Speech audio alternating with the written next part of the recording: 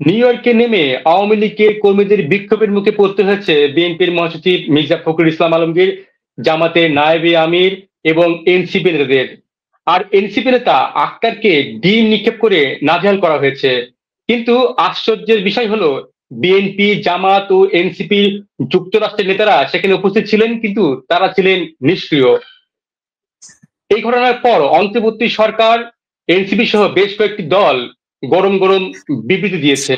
কিন্তু এমন ঘটনা যে ঘটতে পারে তা তো আগে থেকেই আশঙ্কা করা হয়েছিল। তাহলে কেন অন্তর্বর্তী সরকার ব্যবস্থা নেয়নি? এইসব প্রশ্নের উত্তর খুঁজবো আজ। আর আমাদের সাথে যুক্ত হয়েছেন সিনিয়র সাংবাদিক এবং রাজনৈতিক বিশ্লেষক আসাদ মাহমুদ, যিনি যুক্তরাষ্ট্রে নিউ ইয়র্ক টাইমস এবং ওয়াশিংটন পোস্টে দীর্ঘদিন সাংবাদিকতা করেছেন। আসাদ মাহমুদ ভাই, আপনাকে স্বাগত জানাচ্ছি এবং কৃতজ্ঞতা প্রকাশ করছি আমাদের সময় দেওয়ার জন্য। ধন্যবাদ আপনাকে। আমরা ভূমিকায় যেমনটি বলছিলাম যে নিউ ইয়র্কে গিয়েছেন প্রধান উপদেষ্টা সহ তার সফরসঙ্গীরা, এবং সেখানে গিয়েই আওয়ামী লীগ কর্মীদের বিক্ষোভের ঘটনা ঘটেছে এবং সেই ঘটনার আক্তারকে ডিম নিক্ষেপ করা হয়েছে এবং অশ্লীল ভাষা গালাগাল করা হয়েছে। এই যে একটি রাজনৈতিক ঘটনা ঘটলো যুক্তরাষ্ট্রের মাটিতে, এবং আওয়ামী লীগ এই প্রিপারেশন অনেকদিন আগে থেকে নিচ্ছিল, সেটি কিন্তু অনেকে জানছিল।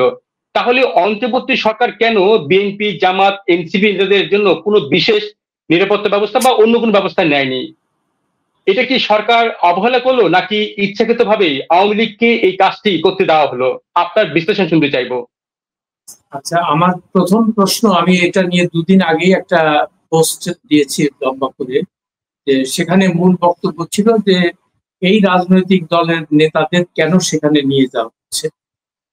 এই জিনিসটাতেই এই উত্তরটা পেলে আপনার যে প্রশ্ন তার উত্তর আমরা পেয়ে যাব। প্রথম কথা হলো, এই প্রথমবারের মতো দেখলাম যে এই রাজনৈতিক দলের নেতা, মানে বিএনপির ফখরুল ইসলাম, জামাতের আমির তাহের সাহেব, তারপরে ওই এনসিপির আক্তার, এবং পরে দেখলাম সেখানে তাসনিম জারাও যোগ হয়েছে। সবচেয়ে বড় কথা, যে প্রথম যে প্রশ্নটা আমাদের তোলা দরকার সেটা হচ্ছে, যেটা আমি নিজে তুলেছি, যে ট্যাক্স পেয়ারের টাকায় এরা ওখানে যাবে কেন, আর ওদের ফাংশনটা কি সেখানে, ওদের কাজটা কি সেখানে? ওদের তো কোনো কাজ নাই। এই প্রসঙ্গে আপনাকে বলি, আমি যেহেতু এই সব বড় বড় আন্তর্জাতিক সম্মেলন কভার করেছি, এইগুলো এখন একটা একটা রুটিন ব্যাপার হয়ে দাঁড়িয়েছে, এবং কারো কোনো, মানে পৃথিবীর কোনো দেশের কারো কোনো আগ্রহ নেই এটা। তখন এখানে প্রতি বছর মানুষজন যায়, বক্তৃতা করে, এটার বলে টকিং শপ, মানে খালি কথাবার্তা হয়, কোনো কাজের কাজ কিছু। তো এইখানে আর ওই আমাদের মতো দেশের অনেক যারা আছে সরকার প্রধান বা তারা এই সুযোগে বাংলা তাদের দেশ থেকে কিছু নিজের পছন্দের লোকজনকে সঙ্গে নিয়ে যায়, চলো তোমরা ঘুরে আসবা, 5 তারা হোটেল থাকবা, 5 স্টার কি বলে বিজনেস ক্লাসে ট্রাভেল করবা, এবং তোমার তো কোনো পয়সা করি খরচ হবে, পয়সা তো সাথে গৌরিশন দেবে, জনগণের টাকা। আমার যেমন এটা আমি যেটা বলি, যে ভাই এটা তো ইউনূস সাহেবের বাপের টাকা, এই টাকাটাও আমি আপনি যারা ট্যাক্স দেই তাদের টাকা। তো আপনি এইভাবে একটা বিনা কারণে কিছু লোকজনকে ওখানে নেবেন, নিয়ে সেটার পারপাসটা কি হলো? এটা যেহেতু তাদের কোনো কাজ নাই সেখানে, তাদের আপনি নিয়ে গেলেন কেন? জানতেন যে আওয়ামী লীগাররা সেখানে বিক্ষোভ করবে, তো তাদেরকে মানে কিছুটা কাউন্টার দেওয়ার জন্য এদেরকে নেওয়া হচ্ছে। ঠিক আছে, ওখানে বিএনপির লোকজন আছে, জামাতের লোকজন আছে, এনসিপির অবশ্য কোনো লোকজন নাই, থাকারও কথা না, নতুন দল, এটা ইউনূস সাহেবের দল। তো যাই হোক, এখন তাও আপনি, আমার প্রশ্নটা হচ্ছে যে এইরকম ধরনের ঘটনা যে ঘটবে এটা তো জানতেন। আপনি যেটা বললেন যে অন্তর্বর্তী সরকার কোনো নিরাপত্তা ব্যবস্থা, অন্তর্বর্তী সরকারের সেখানে কিছু করার নেই।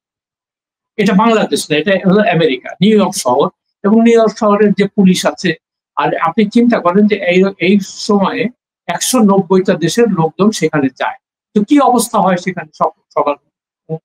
তারা হিমশিম খেয়ে যায়। প্লাস আরেকটা জিনিস যেটা খুব মূল্যবান আপনাদের জানার জন্য, যারা এই সম্পর্কে আরেকটু বেশি জানতে চান, এই সময় হোটেলের ভাড়া প্রায় 2-3 গুণ বেশি হয়ে যায়। হ্যাঁ, যেহেতু এত লোকজন যায়, অ্যাকোমোডেট করতে পারে না। তো আমার প্রথম প্রশ্ন, যে আপনি জেনে শুনে এই লোকগুলাকে ওখানে কেন দিলেন?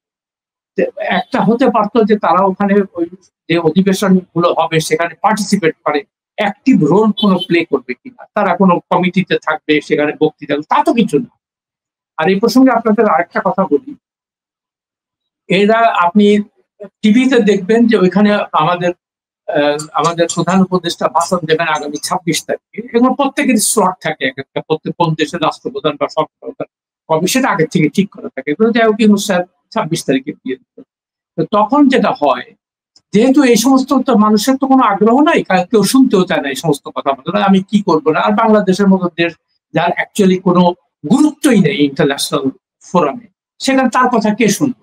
আপনি যতই নোবেল পান আর যাই পান। হ্যাঁ, তো এখন যে ব্যাপারটা দাঁড়াচ্ছে, এরা করে কি তখন, আর যেহেতু ওই সামনের গ্যালারি গুলা তো ভরতে হবে, লোকজন দিয়ে ভরতে হবে, নাইলে দেশের টেলিভিশনে কিভাবে দেখাবে যে সব দেখবে যে খালি বসে খালি চেয়ার। তো তখন যেটা হয়, এখান থেকে নির্দেশ যায় যে তোমরা যেভাবে হোক ওই সামনের চেয়ার টেয়ার গুলো একটু পূরণ করার চেষ্টা করো।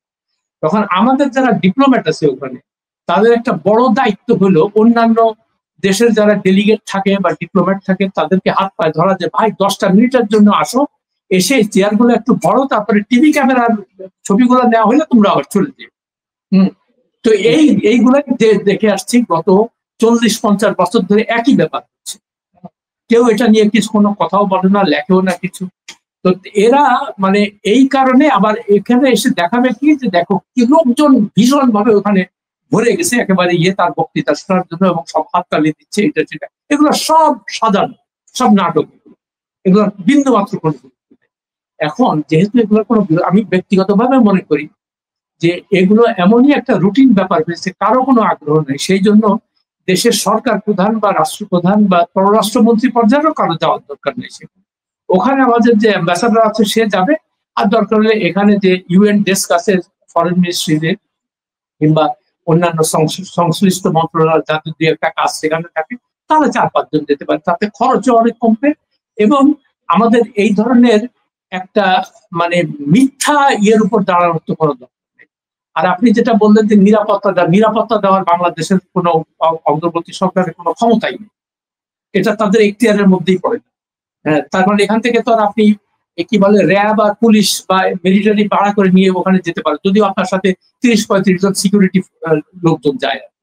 তারা যে কেন যায় এটাও আমি জানি, তাদের কাজটা কি সে কেউ জানে। আমি কয়েকবারই এই প্রশ্নটা করছি যে এদেরকে কেন নিতে হবে, তখন ওখানকে নিরাপত্তা দেওয়ার দায়িত্ব তো সেই দেশের সরকারের বা নিউ ইয়র্ক অথরিটির যে মেয়র আছে তার দায়িত্ব। তো আপনি এতগুলো লোক সাথে করে নিয়ে এই পয়সা কারা দেয়? এটা তো জনগণের টাকা। এইভাবে দিনের পর দিন আপনি প্রথমে আমাদেরকে বললেন গতবার যাওয়ার সময় যে মাত্র 7 জন যাবে, আমরা তো খুব খুশি হয়ে গেলাম যে হাসিনার সময় যেত 150-200, খালেদা জিয়ার সময় এরকম, এরশাদের সময় এরকম, এইবার মনে হয় এই লোকটা ওবামা। পরে দেখা গেল 7 জনের জায়গায় 57 জন গেছে। এই যে আপনি যে একটা ছল চাতুরি এবং মিথ্যা কথা বলে জনগণকে ধোঁকা দিচ্ছেন এইভাবে, আর বলতেছেন যে উনি রক স্টার, ওনার কথা সবাই শুনতে আসবে, টোটালি মানে একটা বাকোয়াস এই সমস্ত আওয়াজ। তো এই জন্যই আমি বারবার করে বলি যে আপনারা সত্যিকার অর্থে যারা দেশকে ভালোবাসেন তারা তো এইভাবে দেশের সর্বনাশ করতে পারেন না। আর যেখানে আমাদের প্রাপ্তিটা হলো শূন্য, আর আপনি মির্জা ফখরুল বা নায়েবে আমি সেখানেই বা তারা যান, তারা কি জানেন না যে ওখানে তাদের কোনো কাজ নাই? তারা এত সততার কথা বলে, জনগণের স্বার্থের কথা চিন্তা করে। তো আপনি এই সমস্ত এই 5 স্টার হোটেল আর বিজনেস ক্লাস ফ্রি থাকার জন্য আপনি গেল সেখানে কেন গেলেন? এগুলো দুর্নীতির পর্যায়ে পড়ে না? তো এগুলো কি ব্যাপার? এই প্রশ্নগুলো তো আমাদেরকে তুলতে হবে। ঠিক, আপনি আপনি এই প্রশ্নটা তুললেন, কিন্তু আপনি নিরাপত্তার বিষয়টা বললেন যে ওখানে আসলে অন্তর্বর্তী সরকারের নিরাপত্তা দেওয়ার কোনো ব্যবস্থার সুযোগই নেই। কিন্তু ধরেন ওখানে তো আওয়ামী লীগের নেতাকর্মীরা নাজেহাল করেছেন এনসিপি সহ সবাইকে।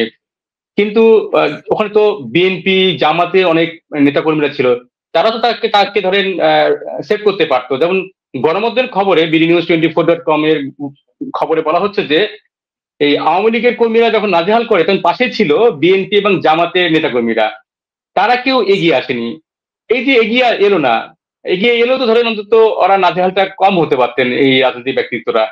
এই যে এগিয়ে এলো না, এটা আসলে কি কারণে হতে পারে বলে আপনার ধারণা? এটারও কারণ খুব সহজ, সিম্পল কারণ। সেটা হলো এই, আওয়ামী লীগের কর্মীরা তো মিলিটেন্ট এবং তারা এখন অ্যাগ্রিড পার্টি, কিন্তু ধরেন জামাত বা বিএনপির কর্মীরা তো অ্যাগ্রিড না, তারা তো মোটামুটি সরকারেই আছে। তো ফলে তারা চিন্তা করতেছে আমরা এসবের মধ্যে যে মার খাবো কেন, আমাদের কি দরকার, আমরা তো আচ্ছা দাঁড়ায় দাঁড়ায় দেখি, আমাদের তো আর দায়িত্ব না এটা।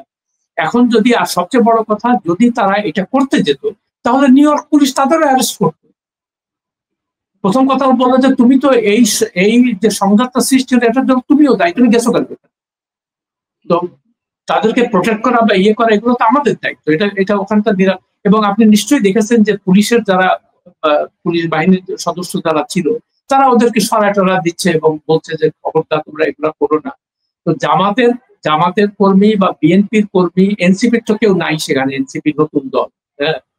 তো এরা চিন্তা করলো যে আমরা আসছি এখানে ঘুরে ফিরে মানে ইয়ে করবো, আবার কি একটা মামলায় পড়বো, পরে আমাদের এখান থেকে দেশ থেকে বাইক করে, তো আমরা এই রিস্ক নিতে যাবো কেন? ব্যাপারটা খুব সিম্পল। আচ্ছা, না এইখানে আরেকটি প্রশ্ন, ধরেন বিভিন্ন গণমাধ্যমে খবর বলা হচ্ছে যে ডিম নিক্ষেপের ঘটনায় একজনকে অ্যারেস্ট করা হয়েছে যুক্তরাষ্ট্রে, বাংলাদেশি প্রবাসীকে। পাশাপাশি দেখলাম যে আওয়ামী লীগের পেজ থেকে বলা হচ্ছে যে তাকে ছেড়ে দেওয়া হয়েছে। আসলে ধরেন একজন মানুষকে যদি কেউ ক্ষুব্ধ হয়ে ডিম নিক্ষেপ করে, তার জামা যদি ডিম লাগে, সেক্ষেত্রে আসলে যুক্তরাষ্ট্রের আইনে কতটা শাস্তি হতে পারে, বা এই ধরনের কোনো ধারণা দিতে পারেন কিনা আমাদের? এটা খুব যদি মানে খুব একটা, কারণ এই ধরনের সিচুয়েশন নিউ ইয়র্ক সিটি প্রায় প্রতিদিনই ফেস করে তারা, কেমন, আর সেই জন্য এগুলো খুব লঘু অপরাধ হিসেবে দেখা হয়, গুরুতর অপরাধ কিছু নয়। তো ফলে তারা এখন যদি এই সামান্য ব্যাপারে যদি সবাইকে জেলে যেতে হয়, তাহলে তো নিউ ইয়র্ক পুলিশের মানে জেলেরই স্থান সন্তুলন হবে। তো এই জন্য ওরা ওই ইনস্ট্যান্টলি কিছু মানে সিদ্ধান্ত নিয়ে নেয় যে তারা মানে নির্ভর করে যে এই এই ঘটনার গুরুত্বটা, মানে এই ঘটনা কতখানি বিপজ্জনক বা কিছু, তার উপরে তারা অন দি স্পট ডিসিশন নেয়। যদি সাংঘাতিক ভাবে কিছু হয় তখন হয়তো নিয়ে অ্যারেস্ট করতে পারে, কিন্তু অ্যারেস্ট করলেও পুলিশের যদি কোনো গুরুতর কিছু না হয়, আবার ওখান থেকে আবার ছেড়ে দেয়। তো যে কথাটা বললাম যে নিউ ইয়র্ক শহর এমন একটা জায়গা যেখানে প্রতিদিন শয়ে ক্রাইম হয়, শয়ে, একটা দুইটা না। তো এখন তাদের যদি প্রত্যেকটা ইয়ের পিছনে তাদেরকে লোক লাগাইতে হয়, তাদের তো নিয়ম শুধু এত পুলিশও নেই, এক নম্বর কথা। দুই নম্বর, যে প্রত্যেককে যদি অ্যারেস্ট করতে হয় তো ওরা জায়গা দেবে কোথায়? জেলেই তো জায়গা হবে। এই জন্য ওরা তাদের নিজের বুদ্ধি বিবেচনায় অবস্থা বিচার করে তারা সিদ্ধান্ত নেয় এবং সেই অনুপাতে তারা শাস্তি দেওয়া বা ছেড়ে দেওয়া সেটা ওখানে ইয়ে করে। এখন কেউ যদি মার্ডার হয় অবশ্যই সেখানে তারা গুরুতর পদক্ষেপ। একদম ঠিক বলেছেন। যে এনসিপির এই বিষয়টা নিয়ে আরেকবার আপনার আরেকটা মতামত জানতে চাইবো, যে এনসিপি আক্তার যে ডিম হামলার শিকার হওয়ার পর অন্তর্বর্তী সরকার কিন্তু আজকে বিবৃতি দিয়েছে। এনসিপি সহ বেশ কয়েকটি দল গরম বিবৃতি দিল। আর এনসিপি অলরেডি কর্মসূচি ঘোষণা করেছে। তারা বলছে যে অন্তর্বর্তী সরকারের গাফলতির জবাব এবং দল হিসেবে আওয়ামী লীগের বিচার দাবি জানাচ্ছে এনসিপি। এই যে ডিম নিক্ষেপের পরে এই রাজনৈতিক উত্তেজনা, আসলে বাংলাদেশের রাজনীতি এখন কোন দিকে গড়াতে পারে বলে আপনার ধারণা হচ্ছে, অনুমান হচ্ছে, যদি আমাদের একটু বিশ্লেষণ করেন? না, এটার তেমন কোনো গুরুত্ব নাই এবং এটার কোনো ইম্প্যাক্ট হবে। এই কিছুদিন থেকে আপনারা দেখতে পাচ্ছেন যে এনসিপি সরকারের বিরুদ্ধে খুব কথাবার্তা বলছে, কেমন, ওরা এখন বুঝে গেছে ওদের পায়ের নিচে মাটি নাই, বিকজ এই দলটা তো ইউনূস সাহেবের নিজের সৃষ্টি করা দল, এটা তো আর অস্বীকার করার উপায় নেই। তো স্বাভাবিকভাবে যখন এই সরকারি টাকা পয়সা, সরকারি সুযোগ সুবিধা দিয়ে নানা চেষ্টা করেছিল যে যদি কোনো একটা অল্টারনেটিভ ফোর্স হিসেবে দাঁড় করানো যায়, কিন্তু বাংলাদেশের যে প্রেক্ষাপট সেখানে দেখলো যে না, এটা কোনো কাজে লাগবে। সেই জন্য উনিও হাত গুটায় বসে মানে হাত ধুয়ে ফেলছেন যে না, এদের দিয়ে হবে না, এগুলা তারও পারপাস সার্ভ হবে না। আর ওই এনসিপি এখন বুঝে গেছে যে সরকারের থেকে আমাদেরও তেমন কোনো লাভ হচ্ছে না, আমাদের বদনামি হচ্ছে। এখন ওই গণ অধিকার পরিষদ অমুকের সাথে মিলে একটা অ্যালায়েন্স করার চেষ্টা করতেছে, যাতে করে কিছুটা চাপ সৃষ্টি করা যায়। আলটিমেটলি এগুলো কিছুই হবে না। এবং ওই বিবৃতি যেটা হয় খবরের কাগজে ছাপাবে, ওই আপনি যেমন একটু বললেন, আরেকজন একটা বলবে, বাস ওই পর্যন্ত। এটা নিয়ে এটা বিন্দু মাত্র কোনো প্রভাব রাজনীতিতেও ফেলবে না, কিছুই হবে, পরিষ্কার কথা। ওকে, আপনি অনেক মূল্যবান বক্তব্য দিলেন। আর একটুখানি আরেকটি শেষ প্রশ্ন করতে চাই আপনাকে, যে ডক্টর ইউনূসের যুক্তরাষ্ট্র সফর নেই, যেহেতু আপনি অনেকদিন যুক্তরাষ্ট্রে ছিলেন, এই জন্য আপনার কাছ থেকে জানার একটু আগ্রহ বেশি। বিএনপি, জামাত এবং এনসিপি নেতাদের নিয়ে তো ডক্টর ইউনূস যুক্তরাষ্ট্রে গেলেন। আমরা দেখলাম যে তাকে স্বাগত জানিয়ে বিএনপি জামাতের নেতাকর্মীরা স্বাগত জানাচ্ছে, মিছিল করছেন। ঠিক এরকম দৃশ্য কিন্তু যখন তিনি লন্ডনে গিয়েছিলেন তখন কিন্তু আমরা এরকম দৃশ্য দেখিনি। তাহলে কি এই এই ধরনের স্লোগান পাওয়ার জন্য কি এই ফখরুল ইসলাম সাহেব থেকে শুরু করে অন্য নেতাদের কি উনি নিয়ে গেছেন? কারণ সামাজিক যোগাযোগ মাধ্যমে আপনি দেখছেন যে কেউ কেউ বলার চেষ্টা করছে যে বিএনপি নেতাদেরকে বডিগার্ড হিসেবে নিয়ে গেছেন ডক্টর ইউনূস। এই যে মানুষ ব্যঙ্গ বিদ্রুপ করছে, সব মিলিয়ে আপনার বিশ্লেষণ আসলে কি?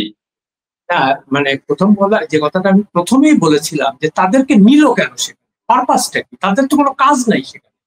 তো আপনি এখন বললেন যে যেটা বলছেন যে তাদের বডিগার্ড হিসেবে নিয়ে গেছে, এখন তো তাই মনে হচ্ছে যে যেহেতু আপনি আগে নিজের ডিমটা খেতেন, এখন ওরা ভাগাভাগি করে খাক, ওই জামাতিরাও খাক কিছু, এনসিপি খাক কিছু, বিএনপি আলারা খাক, কেমন?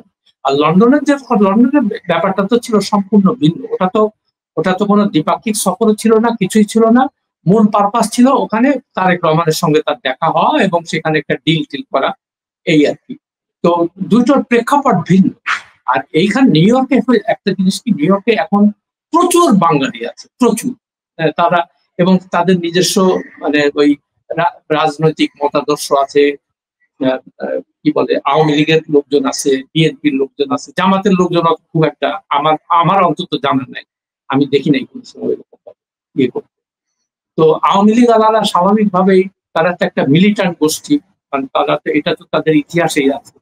আর যেহেতু এখন সরকারে নাই, তারা ভেগে টেগে গেছে অনেকেই, তো স্বাভাবিকভাবে তারা চেষ্টা করবে ওই হাসিনাকে সরিয়ে যে আসছে তার বিরুদ্ধে যত রকম ভাবে ক্ষোভ বিক্ষোভ দেখানো যায়, সেটাই তাদেরকে মনে করবে যে হ্যাঁ আমাদের তাহলে অস্তিত্ব আছে, মানুষ ভাব, এটাই। তাছাড়া আর একটা জিনিস যেটা আমি বারবার করে বলার চেষ্টা করছি, যে ইউনূস সাহেব যে এই তাদেরকে যে নিয়ে গেলেন এত টাকা পয়সা খরচা করে, এটা তো তার জবাবদিহি করতে হবে। একটা সাংবাদিক এই প্রশ্নটা জিজ্ঞেস করছে না যে আচ্ছা আপনি যে জামাতের লোকজন, তারপরে বিএনপির এনসিপির, এটা এটা কেন, মানে কেন আপনি নিলেন? তাদের কাজটা কি সেখানে? আপনি তো জানেন যে তাদের কোনো কাজ নেই। তাদের কাজ শুধু কি, ওই যে যখন উনি যেদিন ভাষণ দেবে সেদিন ওই ইয়েতে যে বসবে আর কি, ওই জাতিসংঘের ওই বসে চেয়ার গুলা মানে ভরবে অন্যান্য লোকজনের সঙ্গে, তারা আওতায় দিয়ে। তো এইটা করার জন্য আপনি যে লক্ষ লক্ষ টাকা খরচা করে আপনি এদেরকে নিয়ে গেলেন।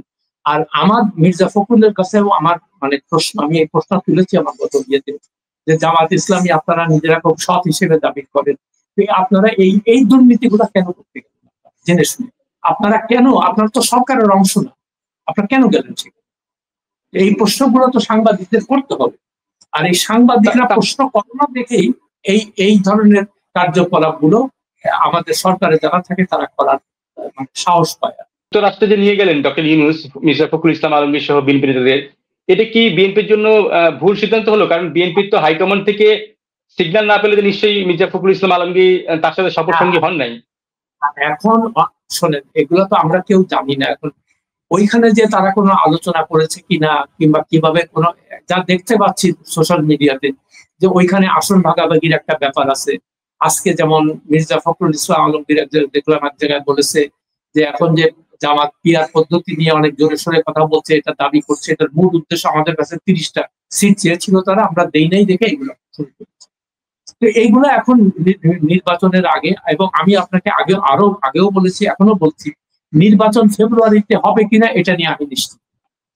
এবং তার কারণ বাংলাদেশের যে অবস্থা, এত ভোলাটাইল সিচুয়েশনে আগামী 1 মাস পরে কি হবে আমরা কেউ জানি। এমন কোন একটা গুরুতর কিছু ঘটবে, আল্লাহ না করুক কিছু এরকম কি হয়, আমি নিজেও চাইবো যে ঠিক আছে একটা, এখন ইউনূস সাহেব যেটা চাচ্ছে যে বাবা আমি ছেড়ে দেবা কেন্দ্রে যাচ্ছি, আমি আমার যে মানে উদ্দেশ্য নিয়ে আসছিলাম, গ্রামীণ ব্যাংকের বিভিন্ন সুযোগ সুবিধা নেওয়া, আমার মামলাগুলোকে প্রত্যাহার করে নেওয়া, সবগুলো তো আমি নিয়েছি। এখন আমি এর থেকে বের হবো কিভাবে? বের হয়ে আমাকে বাবা কোনোভাবে বিদেশে যেতে তো আমি ভালোভাবে থাকি, এটাই এখন তার তো একমাত্র উদ্দেশ্য। এটা ছাড়া আমার কাছে কিছু মনে হচ্ছে। এই জন্য সবাইকে চেষ্টা করছে যে ওই যে এদেরকে সঙ্গে নেওয়া, যে ভাই তোমরা আমাকে আপাতত আর যা করার করছি, এখন আমাকে এখানে আস্তে আস্তে এই সম্মান নিয়ে আমাকে চাইতে হবে, এটাই। তাছাড়া তো কোনো পারপাস দেখি না। অনেক অনেক ধন্যবাদ ভাই, আপনার বিশ্লেষণ শুনলাম। আপনাকে কৃতজ্ঞতা প্রকাশ করছি যে আপনি আপনার মূল্যবান সময় দিয়ে আমাদেরকে ঘটনার পুঙ্খানুপুঙ্খ বিশ্লেষণ শোনালেন। দর্শক শুনলেন যে সিনিয়র সাংবাদিক এবং রাজনৈতিক বিশ্লেষক আসাদ মাহমুদের বিশ্লেষণ। তার এই বিশ্লেষণের সঙ্গে আপনি কি একমত বা দ্বিমত? জানাতে পারেন আপনার মতামত। ভিডিওটি শেয়ার করুন, লাইক দিন, আর সম্ভব হলে আমাদের চ্যানেলটি সাবস্ক্রাইব করুন। আর এতক্ষণ আমাদের সঙ্গে থাকার জন্য ধন্যবাদ।